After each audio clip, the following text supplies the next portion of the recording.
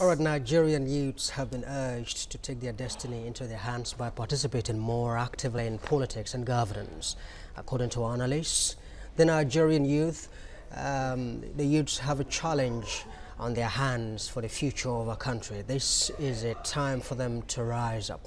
They should not sit down and fold their hands and be lamenting over bad leadership or politicians.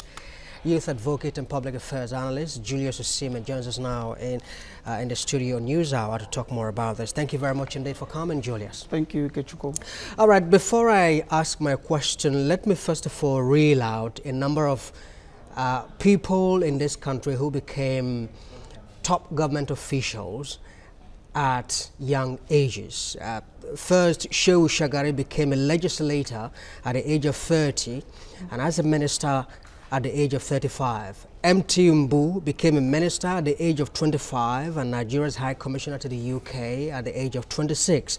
We have Richard Akinjide, Education Minister at the age of 32. We also have the late Maitama Sule, who became minister at the age of 29. Awudu Ogbe also became a minister at the age of 35. Today, he still serves. If you look at the trend today, it has changed. We no longer have this trend in governance.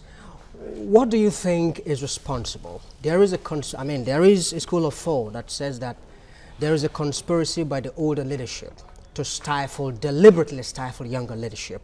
What's your thought? Thank you, Ikechukwu. Thank you. I think that we have been sold a lie. These statistics you just mentioned now have always been there for us to, be acquainted with, but we have been sold a lie that we are the leaders of tomorrow. So over time, that school of thought has sunk into our subconscious as young people, and then we have been told to go and make ends meet, to go and work hard and then make a lot of money before we can come and participate in governance. So that trend, that school of thought over the years has kept the Nigerian youth in what I call darkness. So we want to go and hustle like they used to tell us, then we come back and then participate. Because of that, the older generation has owned the system. They have remained there. I have been able to work over the past 13 years in 33 states in this country. And in all of my travels, in all of my work, I realized that the average Nigerian youth is concerned about two things. We are concerned about the food we eat, and we are concerned about education, which is, both of them are very important. But however, we must not also, at the detriment of our future, run after or pursue these two things at the detriment of our destiny as a nation. All right, so at such a time as this, where we have come to a point where we are totally tired of recycling old leadership, I think it's time for the Nigerian youth to have a rethink, rise up and take the destiny of our nation in their hands, and then we can not just, there's so much talk about getting PVCs out there right now. There's so much talk about everybody go out and get PVCs. As a matter of fact, statistics show that there are over 5.4 million PVCs abandoned. INEC released that statistics about 2 weeks ago.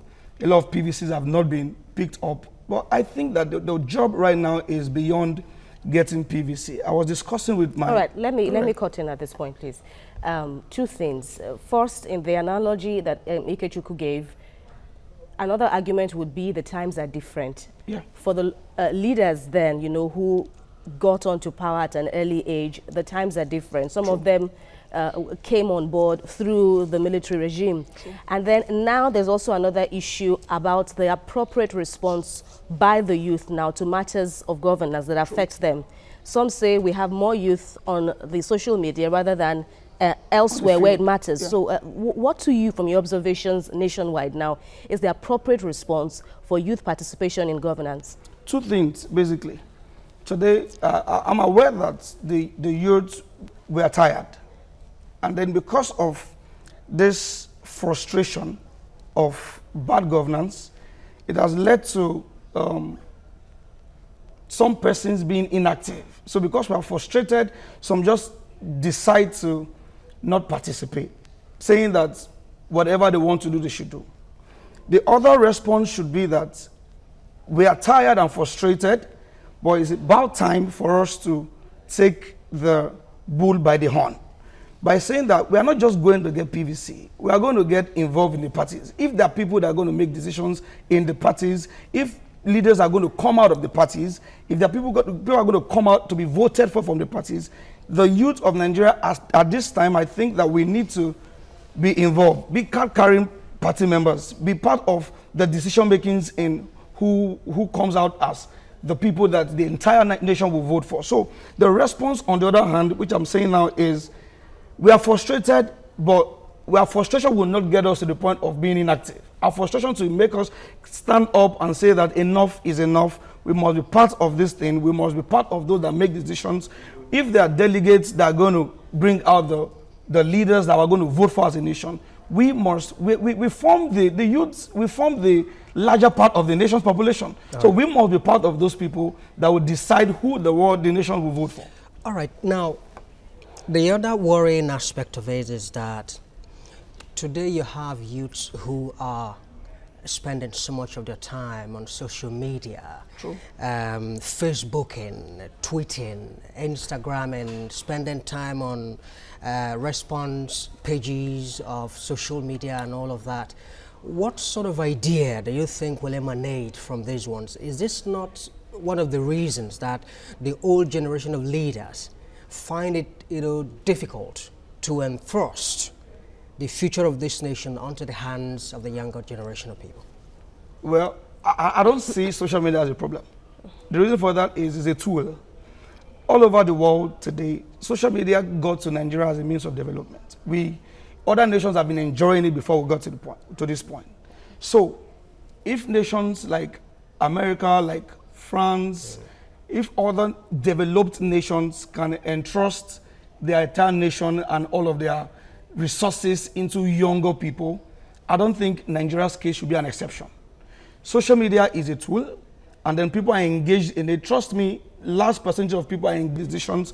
If there are delegates that are going to bring out the leaders that are going to vote for as a nation, we form the youths, we form the larger part of the nation's population. So we must be part of those people that will decide who the nation will vote for.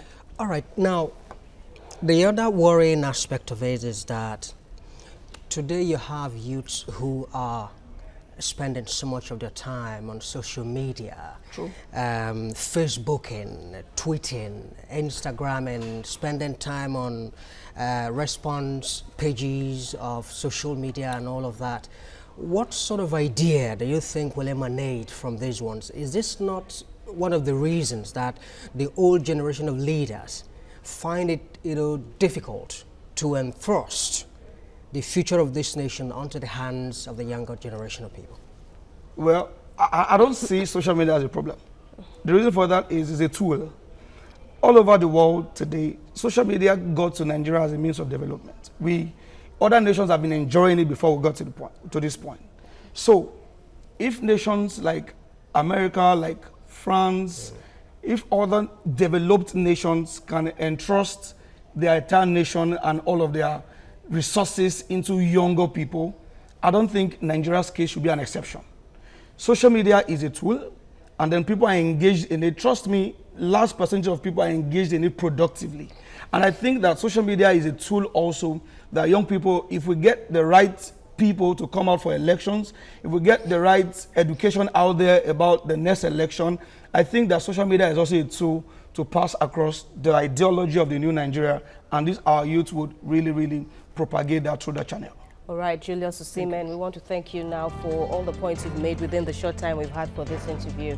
Julius Osimen, the youth advocate. Many thanks for speaking with us on TVC News Hour.